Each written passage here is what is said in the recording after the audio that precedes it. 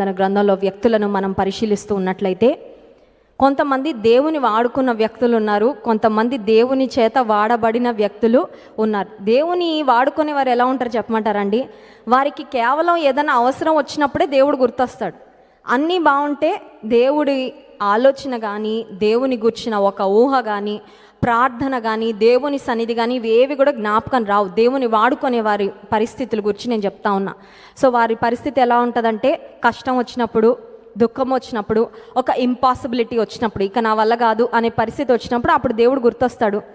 ఎప్పుడు చూపించినంత ప్రేమను, అభిమానాన్ని, భక్తిని, విశ్వాసాన్ని వారికి ఉన్న కష్ట సమయంలో దేవుని పట్ల వారు ప్రదర్శించి ఆ కష్టం తీరిపోయాక మళ్ళీ ఎలా ఉంటుందంటే, దేవుడు వారికి ఫోన్ చేయాలనుకున్నా ఈ నంబర్ అందుబాటులో లేదు, ఈ నంబర్ స్విచ్ ఆఫ్ అయింది అనే టోన్ వస్తూ ఉంటుంది. ఎవరికి? దేవునికి అన్నమాట.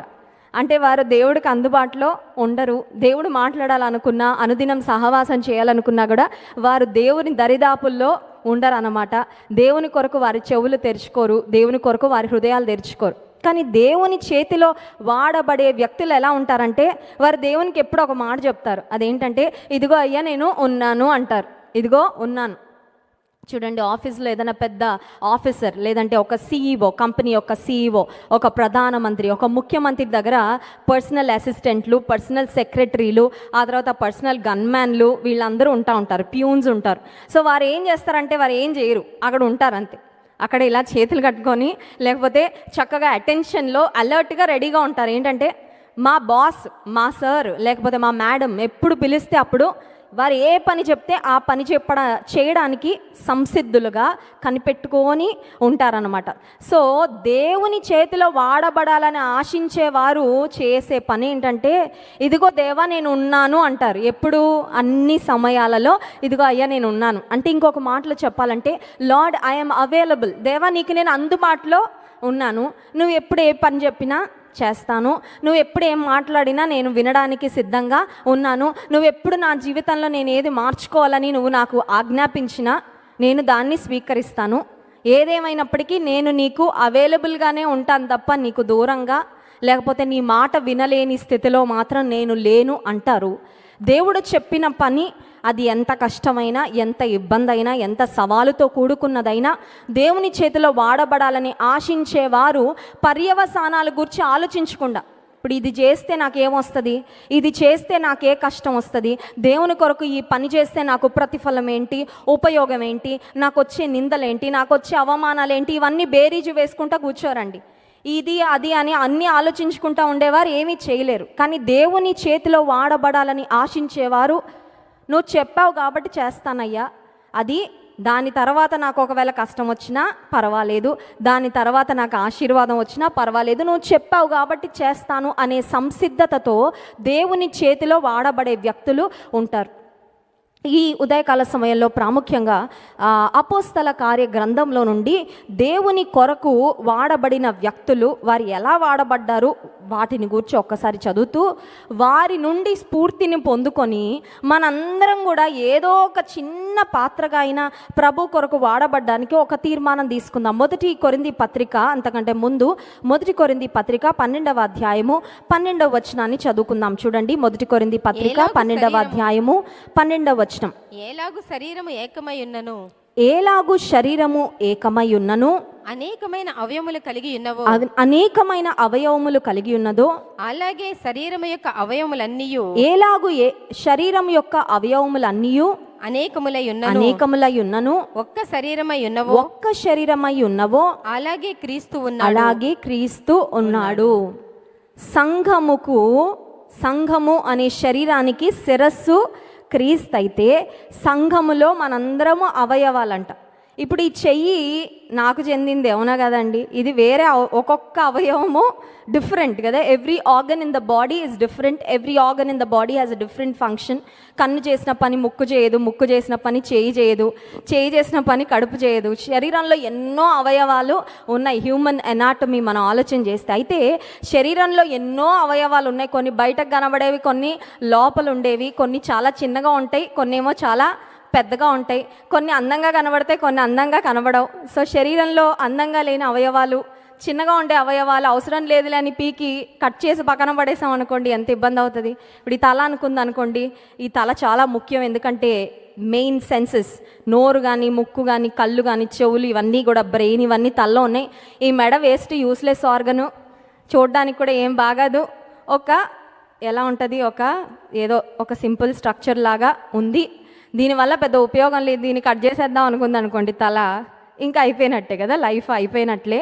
ఈ మెడ అనేది చాలా ఇంపార్టెంట్ పని చేస్తుంది. ఈ మెడ లేకపోతే మనం ఇటు అటు తిప్పలేం కదండి. ఈ మెడ, దేవుడు శరీరంలో ఒక్కొక్క అవయవాన్ని ఒక ఉద్దేశంతో ఆయన సృజించితే ఒక్కొక్క అవయవానికి అది చేసే పని కూడా చాలా ప్రత్యేకమైనదిగానే ఉంది. సో శరీరంలో ఉన్న ప్రతి అవయవము ముఖ్యమే. శరీరంలో ఉన్న ప్రతి అవయవానికి దేవుడు ఒక ప్రత్యేకతను అనుగ్రహించాడు.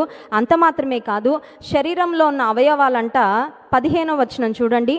నేను చెయ్యి కాను గనుక శరీరములోని దానను కానని పాదము చెప్పినంత మాత్రమున శరీరములోనిది కాకపోలేదు. మరియు నేను కన్ను కాను గనుక శరీరములోని దానను కానని చెవి చెప్పినంత మాత్రమున శరీరములోనిది కాకపోలేదు. 27వ వచనం. అటువలే మీరును క్రీస్తు యొక్క శరీరమై ఉండి వేరువేరుగా అవయవములై ఉన్నారు. సో దేవుని యొక్క శరీరంలో సంఘమునకు క్రీస్తు శిరస్సు అయితే మనందరము సంఘములో అవయవములుగా ఉన్నాం. ఇప్పుడు బాడీలో ఏ ఒక్క అవయవము పనిచేయకపోయినా శరీరము ఒక అవిటి స్థితిలోకి వెళ్ళిపోతాం, అవునా కదా. చెయ్యి పని చేయకపోతే ఎంత కష్టం అండి. అది పనిచేయడం ఆపేసినప్పుడు తెలుస్తుంది మనకి. శరీరంలో ఏ అవయవానికైనా రిపేర్ వచ్చినప్పుడు, డ్యామేజ్ వచ్చినప్పుడు, ఒక ఇంజరీ అయినప్పుడు ఆ అవయవం ఎంత ముఖ్యమో అప్పటిదాకా బాగా పనిచేసినప్పుడు తెలియని విధంగా అది పనిచేయడం మానేసినప్పుడు మనకి బాగా అర్థమవుతుంది.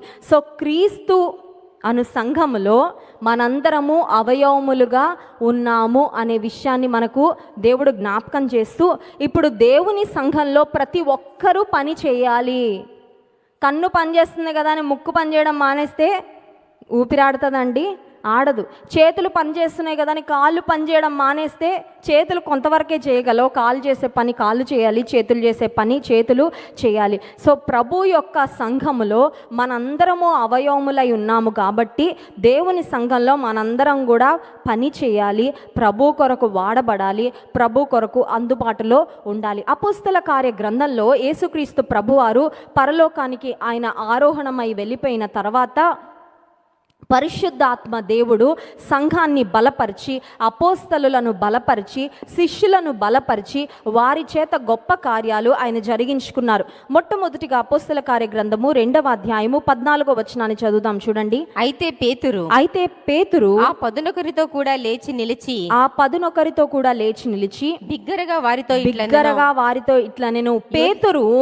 ఒక మాటలో చెప్పాలంటే యేసుక్రీస్తు ప్రభువారు సిలువ వేయబడుచున్న ఆ సమయంలో ఒక పిరికి పేతురులా కనబడతా ఉంటాడు కదండి. ఒక భయస్థుడులాగా, ఒక ప్రాణ భయంతో ఎవ్వరికి కనబడని స్థితిలో అబద్ధాలు చెప్పుకుంటూ తప్పించుకొని తిరిగిన వ్యక్తిగా కనబడిన పేతురు ఎప్పుడైతే తన తప్పును తెలుసుకొని పశ్చాత్తాపడి ఇక దేవుని కొరకే నేను బ్రతకాలి, క్రీస్తు కొరకే బ్రతకాలి, క్రీస్తు సువార్త ప్రకటించడానికి కొరకే బ్రతకాలి అని ఒక తీర్మానం తీసుకున్న తర్వాత పరిశుద్ధాత్ముడు పేతురుని ఎంత బలంగా వాడుకున్నారని ఆలోచన చేస్తే he became very bold, he became very strong. దేవుని ఆత్మ ఎవరిలో ఉంటుందో వారిలో చాలా ధైర్యం దేవుడిస్తాడండి. హల్లెలూయా. ధైర్యం అనే మాట చెప్పండి. కొంతమంది ధైర్యం అనే మాట చాలా పిరిగ్గా చెప్తున్నారు. ధైర్యం అనే మాట ఎలా చెప్పాలండి? చాలా ధైర్యంగా చెప్దాం ఒకసారి. ధైర్యం. దేవుడు మనకు శక్తియు ప్రేమయు ఇంద్రియ నిగ్రహము గల ఆత్మనిచ్చెను కానీ పిరికితనము గల ఆత్మనివ్వలేదని తిమోతి పత్రికలో మనం చదువుతాం. దేవుడు మనకిచ్చిన ఆత్మ ఎలాంటి ఆత్మ అంట? శక్తి కలిగిన ఆత్మ, పిరికితనము కలిగిన ఆత్మ కాదు. యేసుక్రీస్తు ప్రభువారు మరణించిన తర్వాత, ఆయన పరలోకానికి ఆరోహణమై వెళ్ళిపోయిన తర్వాత పరిశుద్ధాత్మ దేవుడు ఒక్కొక్కరిని బలపరిచిన విధానం ఎంత గొప్పగా ఉంటుందంటే, ఆయనను పట్టుకొని ఆయన నామాన్ని ధరించిన శిష్యులు, అపోస్తలులు దేవుని కొరకు చాలా బలమైన సేవను ధైర్యంగా చేశారండి. ఇప్పుడు పేతురుకి థ్రెట్ లేదా? సువార్త ప్రకటిస్తే పేతురుకి ఎవరైనా కేవలం పూలమాలలు పూలదండలే వేస్తారా? పేతురుకి ఎలాంటి ఇబ్బందులు రావా అంటే సవాళ్ళు ఎన్నో ఉన్నాయి, ఇంకా సువార్తకు వ్యతిరేకత ఎంతో ఉంది. బట్ స్టిల్ పేతురు చాలా ధైర్యంగా బిగ్గరగా దేవుని సువార్త ప్రకటించడం ప్రారంభిస్తే అక్కడ జరిగిన కార్యం అపోస్తల కార్య గ్రంథము 2వ అధ్యాయంలో మనం చూసినట్లయితే 38వ వచనం. పేతురు మీరు మారు మనసు మనసు పొంది పాప క్షమాపణ నిమిత్తము ప్రతివాడు యేసుక్రీస్తు నామమున బాప్తిస్మము పొందుడి, అప్పుడు మీరు పరిశుద్ధాత్మ అను వరము పొందుదురు. సువార్త ప్రకటించిన తరువాత 41వ వచనం. కాబట్టి అతని వాక్యం అంగీకరించిన వారు బాప్తిస్మము పొందిరి. ఆ దినమందు ఇంచుమించు 3000 మంది చేర్చబడిరి. హల్లెలూయా. ఒక్కసారి వాక్యం చెప్తే, ఒక్క ప్రసంగం చెప్తే ఎంతమంది మారారంటండి? ఒక్క మనిషి మారాలంటే ఎంత కష్టం మనకు తెలుసు, అవునా కదండి? ఒక్క మనిషి మారాలంటే ఎంత కష్టమో మనకు తెలుసు. మనం కూడా అంత ఈజీగా ఏం మారలేదు కదా, మన హృదయాలు కూడా అంత ఈజీగా ఏమీ మారల. బండ హృదయాలు, మొండి హృదయాలు, పాత జీవితానికి, పాత అలవాట్లకు, పాత పాపాలకి చాలా కంఫర్టబుల్గా అలవాటైపోయిన జీవితాలు. మనల్ని ప్రభువు మార్చడానికి కూడా అది అంత ఈజీ కాదని మనకి తెలుసు. కానీ ఆయన శక్తి ముందు ఈ బండ హృదయం పగలడం పెద్ద విషయం కాదు. హల్లెలూయా. పేతురుని దేవుడు బలపరిచి పేతురు సువార్తను ప్రకటించినప్పుడు ధైర్యంతో 3000 మంది ఒకే రోజు సంఘంలో చేర్చబడ్డారంట. వారు మార్పు చెందారు, వారు బాప్తిస్మము పొందారు. కొంతమందిని దేవుడు ఎలా వాడుకుంటాడంటే ఒక పేతురులాగా. కానీ బైబిల్లో అందరూ పేతురులే లేరండి. సో దేవుడు ఒక్కొక్కరిని ఒక్కొక్క విధానంలో వాడుకుంటూ ఉంటాడు. ఒక్కొక్క సమయంలో, ఒక్కొక్క కాలంలో ఆయన చిత్తాన్ని బట్టి, ఆయన మాటకు మనము సమర్పించుకొని, ఆయన యొక్క పిలుపుకు సమర్పించుకున్న విధానాన్ని బట్టి, ఆయన సంకల్పాన్ని బట్టి దేవుడు ఒక్కొక్క విధంగా వాడుకుంటూ ఉంటాడు. సో దేవుని చేతిలో వాడబడిన ఒక ఘనమైన పాత్ర ఎవరంటే నూతన నిబంధన గ్రంథంలో మనం చూసినట్లయితే పేతురు భక్తుడు. 2వ వ్యక్తి ఎవరో చూడండి, అపోస్తల కార్య గ్రంథము 9వ అధ్యాయము. మనందరికీ తెలుసు, పూర్వము హింసకుడుగా, దూషకుడుగా, హానికరుడుగా ఉన్న పౌలు భక్తుడు క్రైస్తవులను చంపాలని, క్రైస్తవుల ప్రాణాలు తీయాలని అదే పని తన ప్రాణాధారంగా చేసుకొని వెళ్తున్న అపోస్తలుడైన పౌలు జీవితంలో దేవుడు అతన్ని దర్శించినప్పుడు అతని జీవితం మారిన తర్వాత ఇప్పుడు దేవుడు పౌలుని గురించి చెప్తున్న మాట చూడండి, 15వ వచనం. అందుకు ప్రభువు నీవు వెళ్ళుము అన్యజనుల ఎదుటను రాజుల ఎదుటను ఇశ్రాయేలీయుల ఎదుటను నా నామము భరించుటకు ఇతడు నేను ఏర్పరచుకొనిన సాధనమై ఉన్నాడు. ఇతడు నా నామము కొరకు ఎన్ని శ్రమలను అనుభవింపవలెనో నేను ఇతనికి చూపుదునని అతనితో చెప్పెను. హల్లెలూయా. దేవుడు అప్పుడే ఇంకా మారాడండి, మారుతా ఉన్నాడు. అప్పుడే దేవునితో ఎన్కౌంటర్ అయింది సౌలుకు. అప్పటి వరకు సౌలుగా ఉన్నాడు. ఒక భయంకరమైన కరడుగట్టిన ఒక తీవ్రవాది కంటే భయంకరంగా బ్రతుకుతా ఉన్నాడు సౌలు. కానీ సౌలుకు దేవునితో ఎన్కౌంటర్ అయిన తర్వాత సౌలు యొక్క భవిష్యత్తును గురించి దేవుని ప్రణాళిక అంతా దేవుడు ముందే చెప్పేస్తున్నాడండి. ఇతను నా నామము భరించడానికి నేను ఏర్పరచుకున్న సాధనము.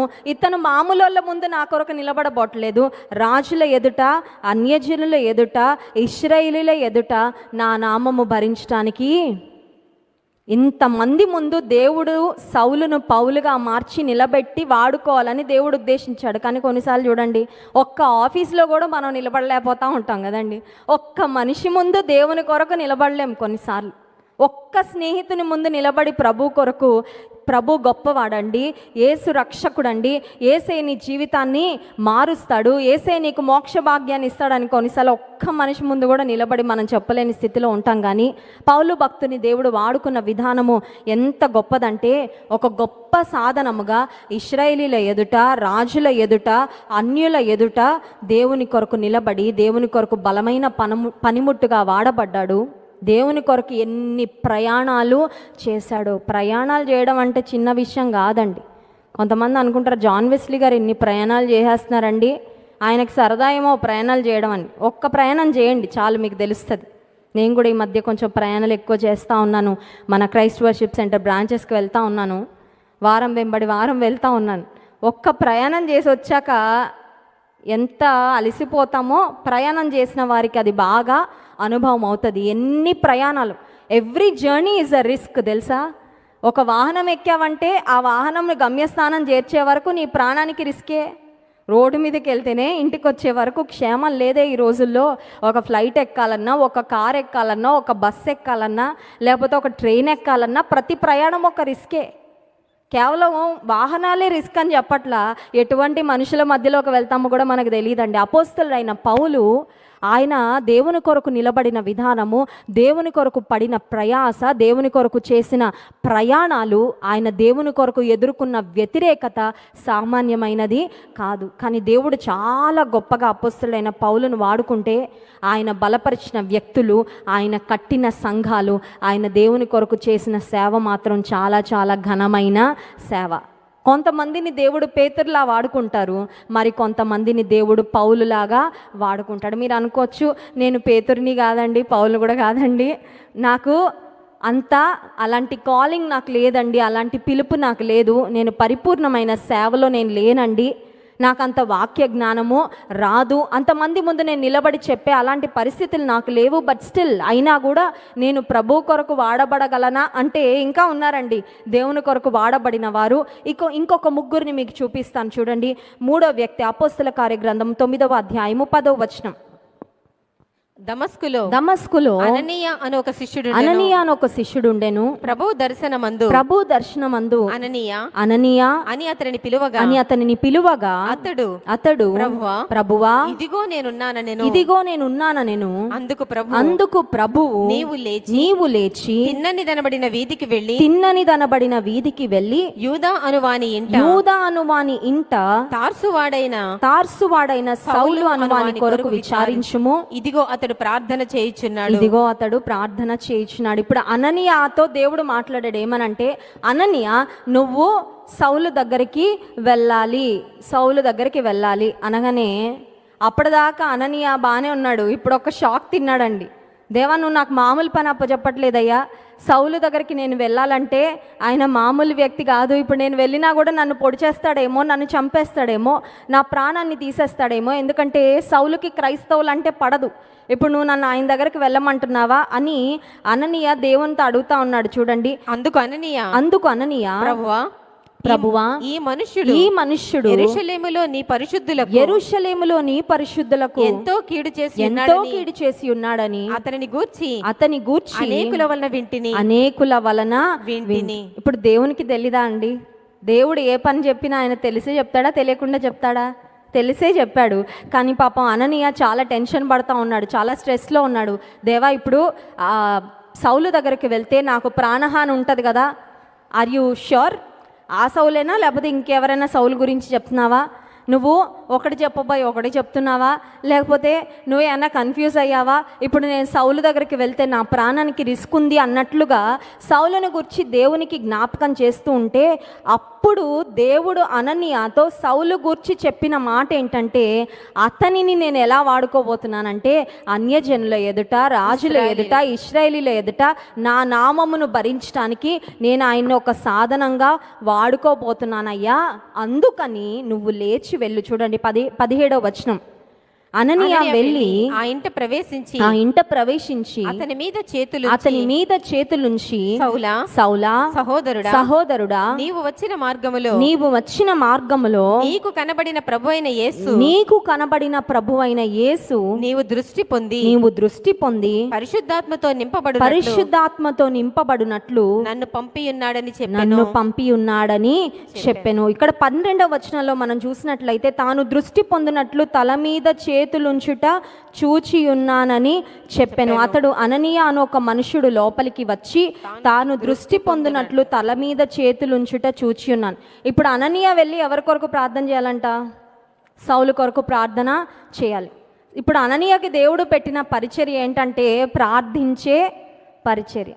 అననీయ అప్పటి వరకు చాలా మంది కొరకు ప్రార్థన చేసి ఉండొచ్చు తన లైఫ్లో, కానీ అననీయాకి ఇప్పుడు దేవుడు ఒక స్పెషల్ అసైన్మెంట్ ఇస్తున్నాడు. ఆ స్పెషల్ అసైన్మెంట్ ఏంటంటే, అననీయ నువ్వు వెళ్ళి నేను ఘనంగా వాడుకోబోతున్న సౌలు కొరకు నువ్వు ప్రార్థన చేయాలి.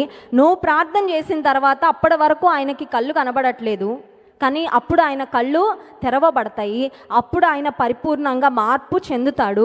So you have to go, you must go and pray for సాల్.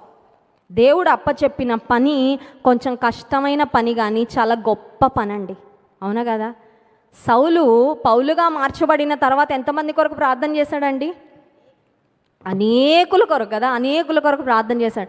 ఈవెన్ పత్రికల్లో కూడా మనం చూస్తూ ఉంటే తెస్సలోనిక పత్రిక, కొలసీ పత్రిక, ఫిలిప్పీ పత్రిక, ఆ సంఘాల గురించి ఆయన హెచ్చరికలు రాస్తూ వారిని ప్రభువులో బలపరుస్తూ, నేను మీ కొరకు ఇలా ప్రార్థన చేస్తున్నాను, మీ గురించి నేను ఇలా మొరపెడుతున్నాను, మిమ్మును ప్రభు పేరిట బతిమాలు కొనుచున్నానని వారి గూర్చి ఆయన చేసిన ప్రార్థనలను గురించి కూడా చాలా మెన్షన్ చేస్తూ ఉంటాడు. సో సౌలు పౌలుగా మారిన తరువాత అనేక మంది వ్యక్తుల కొరకు, అనేక సంఘాల కొరకు ఆయన ప్రార్థన చేశాడు. పౌలు భక్తుని యొక్క ప్రార్థన దేవుడు ఆలకించాడు, కానీ పౌలు భక్తుని కొరకు దేవుడు ఎవరి ప్రార్థనను వాడుకున్నాడండి? అననీయ యొక్క ప్రార్థనను వాడుకున్నాడు. సో ఈ ఉదయకాల సమయంలో మీరు అనుకోవచ్చు, నేను పౌలు భక్తునిలాగా గొప్ప సేవ చేయలేనండి, నాకు అంత కమ్యూనికేషన్ స్కిల్స్ లేవండి, లేకపోతే నాకు అంత ప్లాట్ఫామ్ అవైలబుల్గా లేదండి, నాకు అన్ని అవకాశాలు లేవండి, నేను ఒక బైబిల్ కాలేజీలో వెళ్ళి చదువుకోలేదండి, నాకు అంత ధైర్యము అంత వాగ్దాటి నాకు లేదండి నేను సువార్త ప్రకటించడానికి అని మీరు బాధపడుతుంటే, ప్రాబబ్లీ ఒక అననీయ లాగాను ప్రార్థనా పరిచర్య, దేవుని సువార్త కొరకు దేవుని యొక్క నోరుగా బలంగా వాడబడిన పౌలు కొరకు ఎవరు ప్రార్థన చేశారు? It was through Ananias prayers that Saul was healed. సౌలును దేవుడు స్వస్థపరిచి దేవుడు ఆయనను బహుబలంగా వాడుకున్నాడు. చూడండి, అననీయ వెళ్ళి ప్రార్థన చేసినప్పుడు 17వ వచనం, అననీయ వెళ్ళి ఆ ఇంట ప్రవేశించి అతని మీద చేతులుంచి, సౌలా సహోదరుడా, నీవు వచ్చిన మార్గములో నీకు కనబడిన ప్రభు అయిన యేసు నీవు దృష్టి పొంది పరిశుద్ధాత్మతో నింపబడినట్లు నన్ను పంపి ఉన్నాడని చెప్పెను. అప్పుడే అతని కన్నుల నుండి పొరల వంటివి రాలగా దృష్టి కలిగి లేచి బాప్తిస్మం పొందెను. తర్వాత ఆహారం పుచ్చుకొని బలపడెను. ఒక మాటలో చెప్పాలంటే, సౌలు పౌలుగా మార్చబడుతున్న ఆ పరిణామంలో, ఆ యొక్క చేంజ్ జరుగుతున్నప్పుడు, ఆ ట్రాన్సిషన్ జరుగుతున్నప్పుడు దేవుడు అననీయను ఒక బలమైన సాధనంగా వాడుకొని పౌలు భక్తుని ఒక మాటలో చెప్పాలంటే ఒక ముందుకి నడిపించినట్లుగా, ప్రోత్సాహపరిచినట్లుగా మనం గమనిస్తూ ఉన్నాం. కనుక దేవుని కొరకు వాడబడాలని ఆశించే ప్రతి ఒక్కరూ అననీయ వంటి పరిచర్య చేయగలరు. ఏంటా పరిచర్య? అననీయ పరిచర్య అంటే ప్రార్థనా పరిచర్య. ప్రార్థనా పరిచర్య బయటకు కనబడదు, కానీ ప్రార్థన సీక్రెట్గా జరిగిన కార్యాలు మాత్రం బహిరంగంగా కనబడతాయండి. హల్లెలూయా. నువ్వెంత ప్రార్థన చేస్తున్నావు ఎవరికి కనబడదు, నువ్వెంత కన్నీరు కారుస్తున్నావో దేవుని సన్నిధిలో ఎవరికీ కనబడదు. నీ మోకాళ్ళు ప్రార్థనలో మోకరించి ఎంత నల్లగా అయిపోయి ఎవరికి కనబడదు. నువ్వెన్ని ఉపవాసాలు ఉంటున్నావు ఎవరికి కనబడదు, కానీ నీ ప్రార్థన ఫలము మాత్రం నీ జీవితంలో, నీ కుటుంబంలో, నీవెవరి కొరకు ప్రార్థన చేస్తున్నావు వారి విషయంలో మాత్రం స్పష్టంగా కనబడుతుంది. Hallelujah. So what a privilege for Ananias to pray for Paul. పౌలు భక్తుని కొరకు ప్రార్థన చేశాడంటే ఆయనకి ఎంత గొప్ప భాగ్యం అండి, ఎంత గొప్ప, అంత గొప్ప సేవకుని కొరకు ప్రార్థన చేసే అవకాశం ఎవరికి కలిగింది? కనుక ప్రార్థన చేసే అవకాశం ఏదొచ్చినా కూడా అది వదులుకోకూడదు. కొంతమంది చూడండి, ప్రార్థన చేయండి బ్రదర్ అంటే, మీరు చేయండి అదండి, పక్కన వాళ్ళకి దోస్తూ ఉంటారు. ఇప్పుడు మైండ్ బాగాలేదు కానీ తర్వాత ప్రేయర్ చేస్తాను, మీరు చేసేసుకోండి, సైలెంట్గా చేసుకుందాం ప్రార్థన. ఎందుకంటే సైలెంట్గా చేసుకుంటే ఎంత సింపుల్గా, ఎంత టకటక 2 ఆలోచనలు 2 మాటలు ప్రార్థన చేసుకొని ముగించేయచ్చు కదా. అందుకని కొంతమందికి ఎవరైనా ప్రార్థన చేయమని అడిగినా, ప్రార్థన చేయమని ఒక మైక్ ఇచ్చినా, ఒక చిన్న గ్యాదరింగ్లో ప్రార్థన చేయడానికి అవకాశం వచ్చినా కొంతమంది పక్క వారికి పాస్ చేసేస్తామండి, మీరు చేయండిలే పర్వాలేదు, నాకు అందరిలో ప్రార్థన చేయడం రాదండి. లేదంటే కొన్నిసార్లు దేవుడు నీకు పలానా వ్యక్తి కొరకు ప్రార్థన చేయమని ఒక ప్రేరేపణ ఇస్తాడు. బహుశా నీ బిడ్డలు స్కూల్కి వెళ్ళినప్పుడు వారి కొరకు ప్రార్థన చేయమని దేవుడు ఒక బలమైన ప్రేరేపణ ఇచ్చాడేమో. ఒక తల్లట తన కుమారుడు ఆర్మీలో పనిచేస్తూ ఉన్నాడు. ఒకగానొక కుమారుడు, ఆమెకు భర్త లేడు. ఒక మాటలో చెప్పాలంటే ఇంకా ఆమె జీవితమే ఇంకా కొడుకు కోసం అనమాట, ఆ కొడుకు కొరకే బ్రతుకుతుంది అన్నట్లు ఆ తల్లి.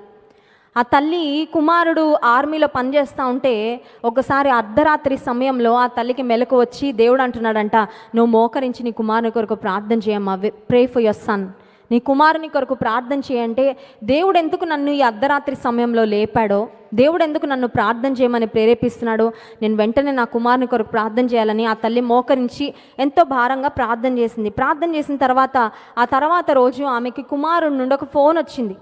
ఆ ఫోన్లో కుమారుడు చెప్తా ఉన్నాడు, అమ్మ నిన్న రాత్రి మేమున్న క్యాంప్ మీదకి బాంబింగ్ జరిగింది, మేము అప్పటి వరకు ఒక టెంట్లో ఉన్నాము, శత్రువు యొక్క ఆ జెట్ ప్లేన్స్ ఏవైతే ఉన్నాయో మా మీదగా అనుకోకుండా అవి వెళ్ళాయి, మేము ఏ టెంట్లో ఉన్నామో ఆ టెంట్ మీద బాంబు పడింది, కానీ కొద్ది నిమిషాల ముందే ఎందుకో నాకు అనిపించింది ఆ టెంట్లోంచి బయటకు వెళ్ళిపోయి అక్కడ దూరంగా ఇంకొక పొద ఉంటే అందులో దాక్కోమని నాకు ఒక ప్రేరేపణ అనిపించింది, నేను అందుకని టెంట్లో ఉండి బయటకు వెళ్ళిపోయాను, మా ఫ్రెండ్స్ అందరూ టెంట్లో ఉండిపోయారమ్మా, ఆ బాంబింగ్ ఎప్పుడైతే జరిగిందో టెంట్లో ఉన్న సోల్జర్స్ అందరూ కూడా చనిపోయారు. అప్పుడు ఆ తల్లి చెప్పింది, బాబు ఎగ్జాక్ట్గా అదే సమయానికి దేవుడు నన్ను నిద్రలేపాడయ్యా, నీ కొరకు ప్రార్థన చేయమని చెప్పాడు, నాకు ఇప్పుడు అర్థమైంది నా ప్రార్థన అక్కడ ఆర్మీలో పనిచేస్తున్న నిన్ను కాపాడింది అని. హల్లెలూయా. ప్రార్థన పరిచర్య ఎంత గొప్ప పరిచర్య అండి. ప్రార్థన పరిచర్య ఎంత యోగ్యమైన పరిచర్య. నువ్వు నిజంగా దేవుని కొరకు వాడబడాలని ఆశపడితే ప్రార్థన చేయి, నీ కుటుంబం కొరకు ప్రార్థన చేయి, సేవకుల కొరకు ప్రార్థన చేయి, దేవుని సువార్త కొరకు ప్రార్థన చేయి. అనేక మంది మరి భయంకరమైన వారి హృదయాలు మార్చబడాలని ప్రార్థన చెయ్యి. మన ప్రార్థన వలన మరి దేవుని కార్యాలు బలంగా జరుగుతాయి. 4వ వ్యక్తిని మీకు చూపిస్తాను. మొదటి వ్యక్తి పేతురు భక్తుని మనం జ్ఞాపకం చేసుకున్నాం, రెండవదిగా పౌలుని మనం జ్ఞాపకం చేసుకున్నాం, మూడవదిగా అననీయను జ్ఞాపకం చేసుకున్నాం. దేవుని చేతిలో వాడబడిన 4వ వ్యక్తి అపోస్తల కార్యగ్రంథం 4వ అధ్యాయము 36వ వచనం. అపోస్తల కార్యగ్రంథము 4వ అధ్యాయము 36వ వచనం. కుప్రలో పుట్టిన లేవీయుడగు యోసేపు అని ఒకడుండెను. అతనికి అపోస్తలులు హెచ్చరిక పుత్రుడు అని అర్థమిచ్చు బర్నబా అను పేరు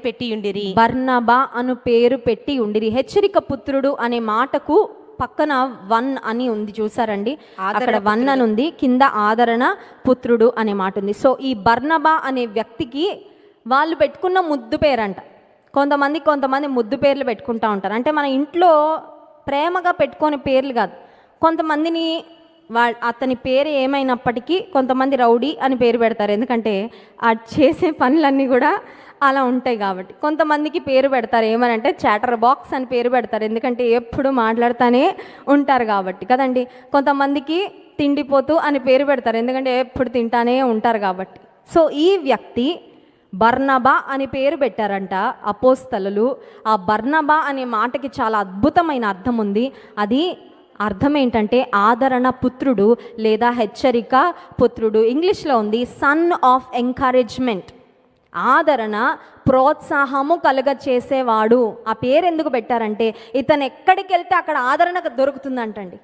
ఇతను ఏ ఇంటికి వెళ్ళినా ఎవరిని కలిసినా వారికి ప్రోత్సాహం దొరుకుతుందంట. They are being encouraged to be strong, to be better, to pray better, to live strong. చూడండి, కొంతమంది జీవితాలలో దేవుడు వారికి ఒక బహుమానంగా ఇస్తాడు. దాన్ని ఏమంటారంటే స్పిరిట్ ఆఫ్ ఎంకరేజ్మెంట్ అంటారు. ఇతరులను ప్రోత్సాహపరిచే తలాంత్, నేను అంటాను ఇట్స్ అ గిఫ్ట్ అంటాను. ఇతరులను ప్రోత్సాహపరిచే ఆ వరము కొంతమందికి దేవుడు ఇస్తాడు. ఆ వరం ఉన్న వాళ్ళు ఏం చేస్తారంటే వారిని ఎవ్వరు కలిసినా వారిని ప్రోత్సహించి పంపిస్తారు. స్టూడెంట్ వచ్చి కలిస్తే బాగా చదువురా ప్రోత్సహిస్తారు. ఒక వ్యాపారం చేసిన వ్యక్తి కలిస్తే అతను నష్టాల్లో ఉంటే ఏం పర్వాలేదు, ఇలా చేయండి అలా చేయండి, మీ వ్యాపారం ఖచ్చితంగా మెరుగుపడుతుంది అని ఒక మంచి మాట చెప్పి ప్రోత్సహించి, ఒక విశ్వాసి కష్టాల్లో ఉంటే వారి దగ్గరకు వెళ్ళి ఏం పర్వాలేదండి, దేవుడు మేలు చేస్తాడు మీ జీవితంలో, ప్రోత్సాహం. హాస్పిటల్లో ఉన్న పేషెంట్స్నంట అమెరికా దేశంలో ఎవరైనా దర్శిస్తే అమెరికాలో కానీ యూకేలో కానీ బ్రిటిషర్స్ కానీ అమెరికన్స్ కానీ హాస్పిటల్లో ఉన్న పేషెంట్ని దర్శించినప్పుడంట వారు ఫ్లవర్ బొకే తీసుకెళ్ళి ఒక కార్డు తీసుకెళ్ళి ఆ కార్డు మీద ఒక మాట రాస్తారంట. ఏమనంటే గెట్ వెల్ సూన్, త్వరగా నువ్వు కోలుకోవాలని నేను ఆశపడతా ఉన్నానని ఇస్తారంట. నేను కూడా హాస్పిటల్లో ఉన్నప్పుడు నాకు హెర్నియా సర్జరీ అయినప్పుడు మా పిల్లలు కూడా నాకు ఫోటో తీసి కొన్ని వాళ్ళు రాసి వాళ్ళ హ్యాండ్ రైటింగ్తో పంపించేవారు. Mom I hope we hope you get well soon. అమ్మ నువ్వు త్వరగా కోలుకోవాలా, రావాలని కోరుకుంటానని మా పిల్లలు పంపిస్తూ ఉండేవారు. సో వేరే దేశాల్లో గెట్ వెల్ సూన్ అని చెప్తారంట పేషెంట్ దగ్గరికి. ఇండియాలో ఒక వెరైటీ ఆఫ్ పలకరింపు ఉంటుంది. అదేంటంటే ఎవరైనా హాస్పిటల్లో ఉంటే వాళ్ళ దగ్గరికి వెళ్ళి, మొన్నేనండి పోయిన వారం ఇదే రోగంతో మా తెలిసిన వాళ్ళు పోయారండి పైకి అని చెప్పేసి వస్తారంట. అంటే వీళ్ళు హాస్పిటల్కి ఎందుకు వెళ్ళారంటే వాళ్ళని పైకి ఎత్తడానికి కాదు, వారిని త్వరగా లేపి ఇంటికి డిశ్చార్జ్ చేసుకొని తెచ్చుకోవడానికి కాదు. మరి ఎందుకు వెళ్ళారంటే వాళ్ళని ఇంకొన్ని రోజులు అక్కడే ఉంచేసి వారిని అటు నుంచి అటు కాటికి పంపించేయాలని ఒక ప్లానింగ్తో వెళ్ళుంటారనమాట. అర్థమవుతుందండి?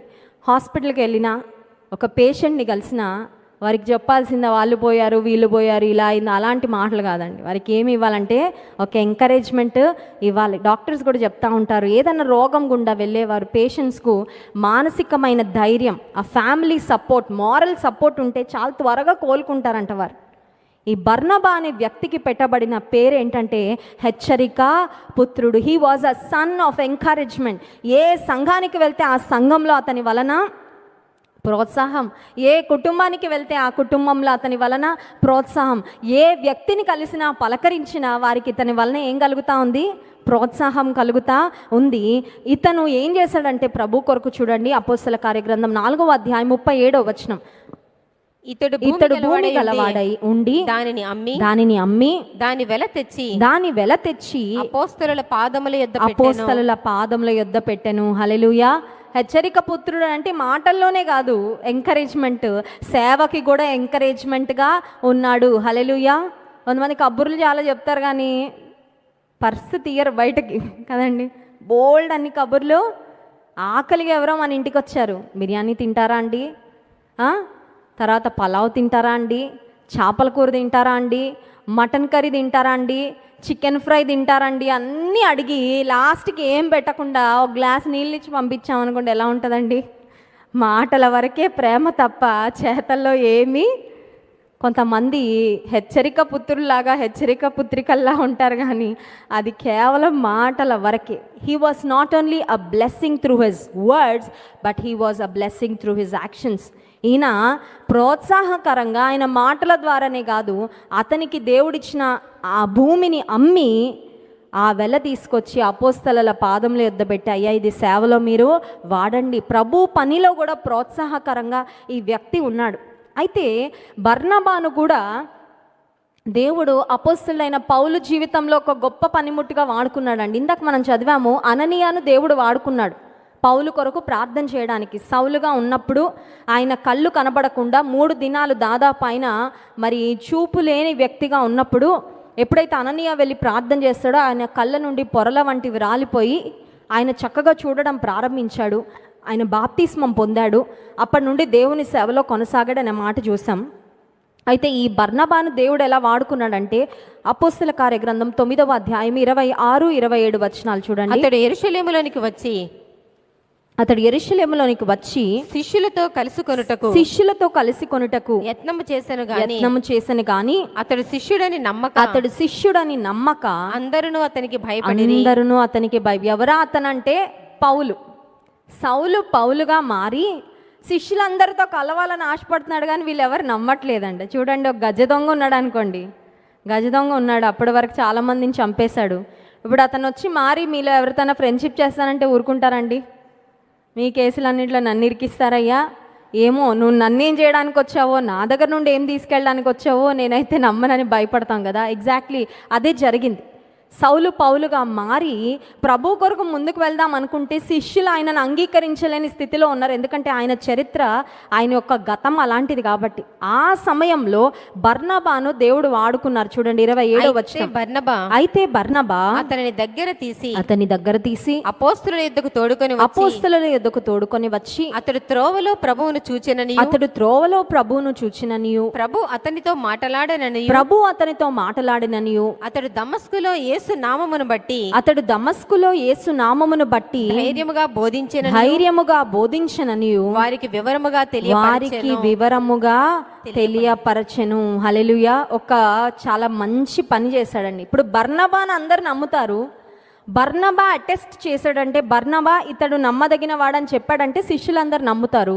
ఇప్పుడు బర్నబా వెళ్ళి ఒక బ్రిడ్జ్ లాగా పనిచేస్తూ ఉన్నాడంటే ఎవరికంటే శిష్యులకి పౌలుకి మధ్యలో ఒక బ్రిడ్జ్గా పనిచేసి పౌలును శిష్యులతో కలిపి పౌలు ఇంకా చక్కగా సువార్త సేవలో విరివిగా వాడబడడానికి ఒక ప్రోత్సాహకరమైన వ్యక్తిగా పౌలు కొరకు కూడా దేవుడు బర్నబాని వాడుకున్నాడు.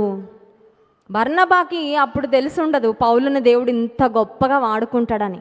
పౌలు భక్తుడు అనేక మంది వ్యక్తులకు, అనేక సంఘాలకు ఎంతో ప్రోత్సాహకరంగా ఉంటే, ఈ పౌలు భక్తునికి ప్రోత్సాహకరంగా ఎవరున్నారండి?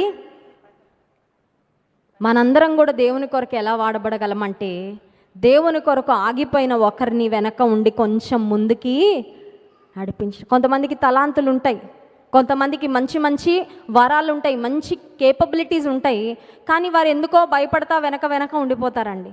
అప్పుడు నువ్వేం చేయాలంటే మధ్యలో ఉండి వారిని తీసుకొచ్చి సంఘానికి కలపగలిగితే, వారిని ప్రభు కొరకు ఉపయోగపడే పాత్రలుగా, వారి ఒక బ్రిడ్జ్ లాగా మీరు పనిచేయగలిగితే వారు దేవుని కొరకు విరివిగా ముందుకి కొనసాగడానికి వీలవుతుంది. దానిలో మీరు ఒక ప్రాముఖ్యమైన పాత్రను పోషించిన వారు అవుతారు. బైబిల్ గ్రంథంలో బర్నబా గొప్ప సేవ చేయలేదు, కానీ గొప్ప సేవ చేసిన పౌలు భక్తునికి ఒక ప్రోత్సాహకరమైన వ్యక్తిగా బర్నబా వాడబడ్డాడు. దేవుడు బర్నబాను వాడుకున్నాడు. ఈరోజు నుండి ఒక తీర్మానం మనం తీసుకుందామా? దేవుని కొరకు వాడబడాలని ఆశ ఉంటే we can be a person of encouragement. మనం కూడా ఎంకరేజ్ చేయొచ్చు ఇతరులను. ఎంకరేజ్ చేయడానికి ఏమైనా కావాలండి? ఏం అక్కర్లేదు, ఒక మంచి మనసు ఉంటే చాలు కదండి. నోటిని ఎన్నో విషయాలు మాట్లాడడానికి నోరు తెరుస్తాము, కానీ ఇతరులను ప్రోత్సాహపరచడానికి నీ నోరు నువ్వు తెరవగలిగితే నీ యొక్క ప్రోత్సాహము వలన ఇతరులు దేవునిలో స్థిరపడడానికి, దేవుని కొరకు వాడబడడానికి నీ ప్రోత్సాహము ఇతరులకు ఎంతగానో ఉపయోగపడుతుంది, ఇతరులకు ఎంతగానో దోహదపడుతుంది. ఇంకొక వ్యక్తిని మీకు చూపిస్తాను, 5వ వ్యక్తిని చూడండి. అపోస్తల కార్యగ్రంథము 10వ అధ్యాయము మొదటి 2 వచనాలు. ఇటలీ పటాలమనబడిన పటాలములో శతాధిపతి అయిన కొర్నేలి అని భక్తిపరుడొకడు కైసరియలో ఉండెను. అతడు తన ఇంటి వారందరితో కూడా దేవుని యందు భయభక్తులు గలవాడయ్యుండి ప్రజలకు బహుధర్మము చేయుచు ఎల్లప్పుడూ దేవునికి ప్రార్థన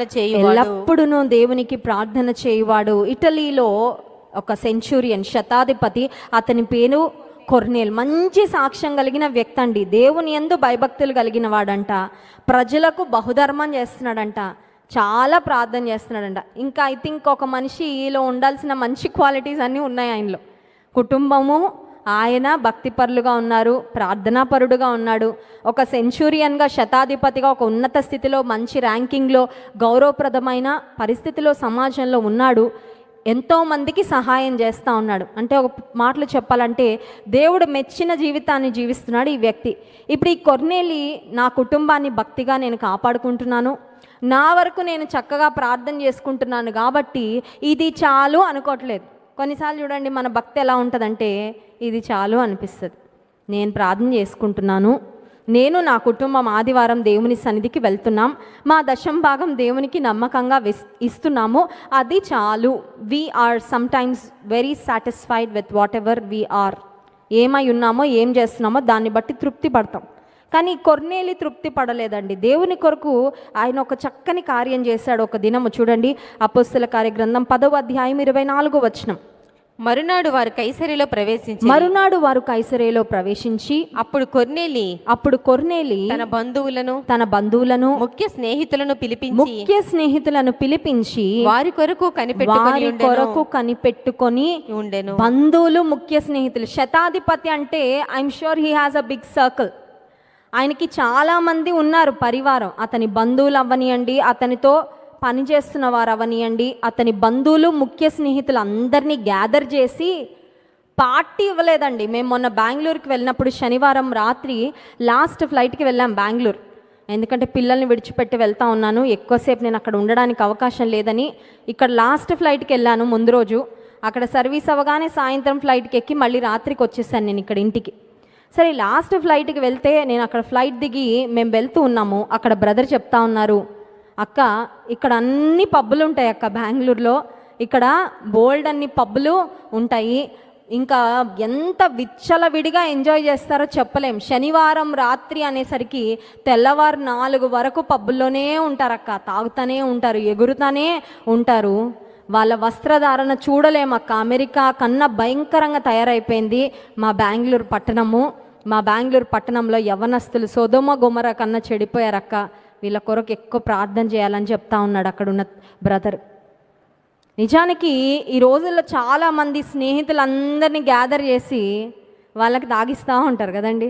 వీళ్ళు డబ్బులు ఖర్చు పెట్టి బాగా తాగండి, బాగా తినండి, బాగా ఎంజాయ్ చేద్దామని చాలాసార్లు ఎంటర్టైన్మెంట్ కొరకు, ఎంజాయ్మెంట్ కొరకు, ఫన్ కొరకు అందరినీ గ్యాదర్ చేసే వాళ్ళు ఉన్నారు. కానీ కొర్నేలి ఎంత భక్తిపరుడు అంటే, కొర్నేలి ఎంతగా దేవుని ప్రేమించే వ్యక్తి అంటే తన యొక్క బంధువులను, ముఖ్య స్నేహితులను పిలిపించి ఒక మీటింగ్ పెట్టించుకున్నాడు.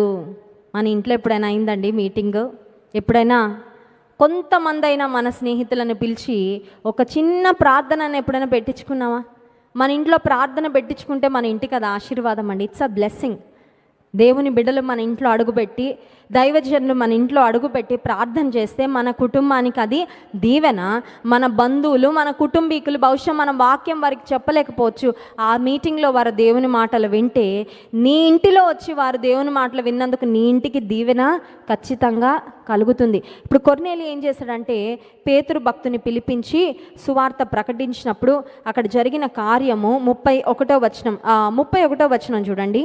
కొర్నేలి నీ ప్రార్థన వినబడెను, నీ ధర్మ కార్యములు దేవుని సముఖమందు జ్ఞాపకముంచబడి ఉన్నవి కనుక నీవు యొప్పేకు వర్తమానము పంపి పేతురు అను మారు పేరు గల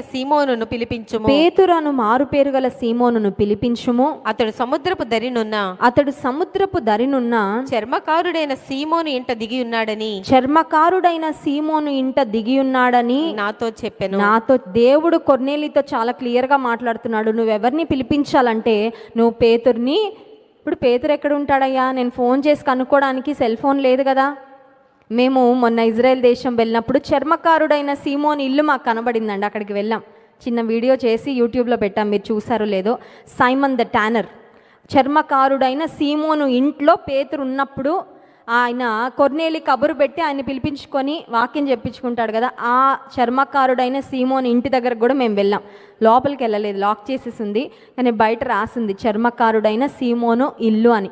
ఇప్పుడు పేతురుని పిలిపించమని చెప్పిన ప్రభువే పేతురు అడ్రస్ కూడా చెప్పాడు. దేవుడు చాలా క్లియర్గా పేతురు ద్వారా ఆ మీటింగ్ జరగాలని, ఆయన ఇంట్లో వారు, ఆయన స్నేహితులు, ఆయన బంధువులు దేవుని సువార్త వినాలి అని ప్రేరేపణ ఇచ్చినప్పుడు అప్పుడు పేతురు వెళ్ళి దేవుని సువార్త ప్రకటించిన అప్పుడు ఏం జరిగింది చూడండి. 33వ వచనం, వెంటనే నిన్ను పిలిచి తిని నీవు వచ్చినది మంచిది, ప్రభు నీకు ఆజ్ఞాపించినవన్నీ వినుటకై ఇప్పుడు మేమందరము దేవుని ఎదుట ఇక్కడ కూడి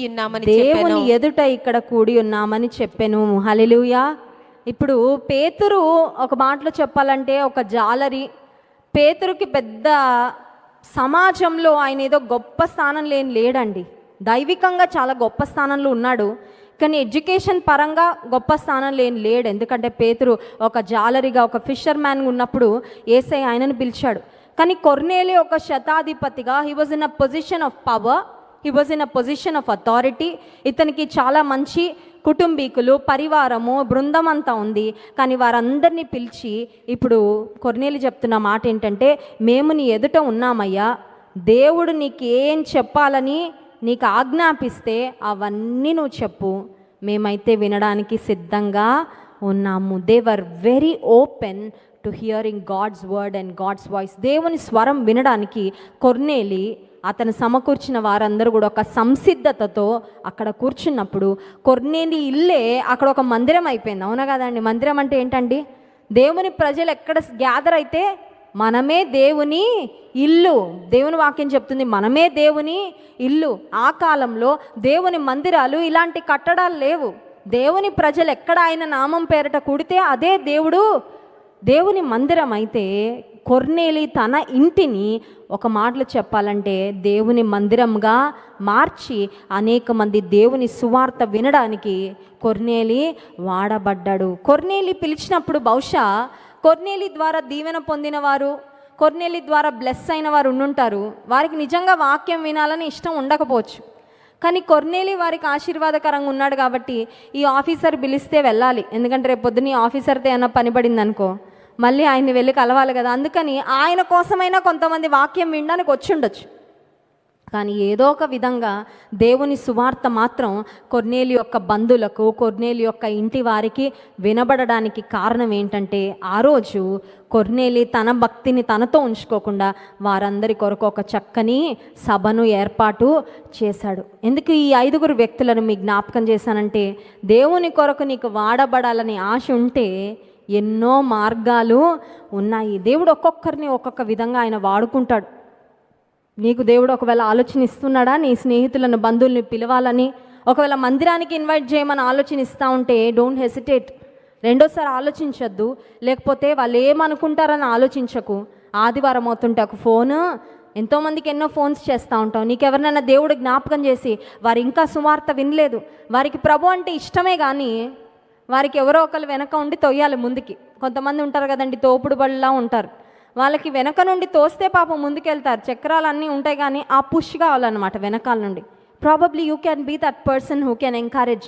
వారిని వెనక ఉండి ప్రోత్సహించే వ్యక్తులుగా మీరు ఉండగలిగితే ఇతరులు ప్రభు వద్దకు రావడానికి, ఇతరులు ప్రభువులో బలపడడానికి, ప్రభువులో స్థిరపడడానికి మీరు ఉపయోగపడతారు. మీరు దేవుని చేతిలో ఒక పనిముట్టుగా వాడబడతారు. ఈ ఉపవాస ప్రార్థనకు వచ్చిన మనకు చాలా అవసరాలు ఉన్నాయి, మనకు చాలా కొదువలు ఉన్నాయి, మనకి దేవుని అవసరం చాలా ఉంది. But let's also remember that God needs us. దేవునికి కూడా పనివారు కావాలండి, తెలుసా? దేవునికి పనివారు కావాలి. ఫుల్ టైం కావాలి, పార్ట్ టైం కావాలి. నువ్వు ఫుల్ టైం వాడబడగలిగితే ఫుల్ టైం వాడబడు. నీకు ఆ పిలుపు ఉంటే, దేవుడు నీకు పిలిపిస్తే ఖచ్చితంగా నువ్వు పరిపూర్ణంగా వాడబడు. నీకు ఒకవేళ ఫుల్ టైం కాల్ లేకపోతే నువ్వు పార్ట్ టైం అయినా, ఉదయం అంతా నీ ఉద్యోగానికి వెళ్ళు, సాయంత్రం కొద్దిసేపు అన్న ప్రభు కొరకు వెచ్చి. నాకు అది అవ్వట్లేదు, ఇది అవ్వట్లేదు అంటే మోకాళ్ళు వేసి ప్రార్థనన్నా చేయి. ఒక అననీయ ఎలా పౌలు కొరకు ప్రార్థన చేశాడు, అట్టి విధంగా ఒక ప్రార్థనా పరిచర్య అయినా చెయ్యి. ఏదేమైనప్పటికీ కాలం సమయం అయితే గడిచిపోతూ ఉంది. దేవుని వాడుకునే వ్యక్తులుగా కాకుండా దేవుని చేత వాడబడే వ్యక్తులుగా ఉండగలిగితే మన జీవితాలకు గొప్ప ఆశీర్వాదము, మేలు. ఆయన కొరకు వాడబడిన వారిని అయితే ఆయన ఎప్పుడు ఒట్టి చేతులతో విడిచిపెట్టడండి. ఎక్కడైనా వెళ్ళి మనం పని చేస్తే ఖచ్చితంగా వారి జీతం ఇస్తారు. ప్రభు కొరకు నువ్వు ఏం ఆశించి పని చేయకపోయినా ఆయన ప్రతిఫలం ఇచ్చేవాడు, బహుమానం ఇచ్చేవాడు. కాబట్టి ఖచ్చితంగా ఆయన నీకు బహుమానం ఇస్తాడు, ఆయన ఖచ్చితంగా నీకు ఆశీర్వాదం ఇస్తాడు. అయితే ఆయన కొరకు వాడబడాలనే తృష్ణ, ఆశ నీకు ఉన్నట్లయితే ప్రభువుని అడుగు, దేవుడు ఖచ్చితంగా